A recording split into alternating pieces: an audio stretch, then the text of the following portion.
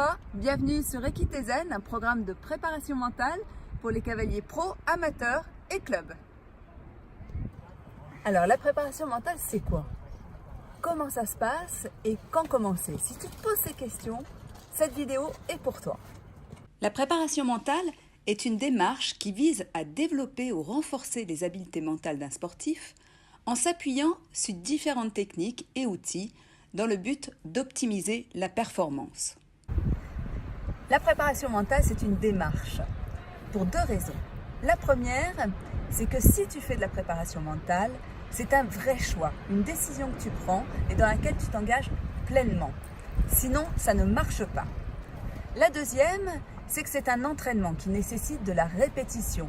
Comme tu t'entraînes à cheval pour tes compétitions, tu vas entraîner ton mental de façon à ne plus subir, réfléchir à ce que tu fais, mais à ce que ça devienne réflexe.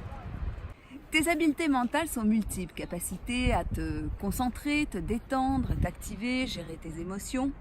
Et pour t'aider à les travailler, j'utilise différentes techniques. Dans les techniques fondamentales de la préparation mentale, il y a tout le travail sur la respiration. Apprendre à contrôler, maîtriser sa respiration pour mieux récupérer, mieux gérer son rythme cardiaque.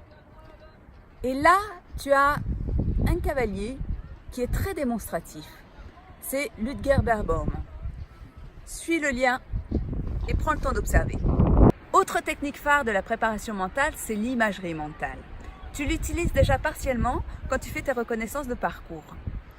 Et c'est une technique très puissante quand tu l'associes à un travail de fond sur les sensations et les perceptions.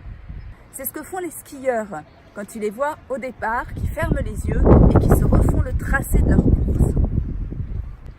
Dans les outils les plus connus, tu as aussi les routines, les ancrages qui te permettent par la répétition d'installer ou d'éveiller un sentiment de confiance, de gagne, de réussite. L'exemple de Rafael Nadal qui lui utilise énormément les routines.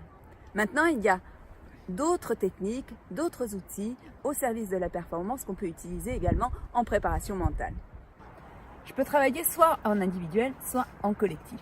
Si c'est en individuel, à ce moment-là, c'est un travail sur mesure qui va répondre spécifiquement à tes attentes, tes besoins, tes objectifs.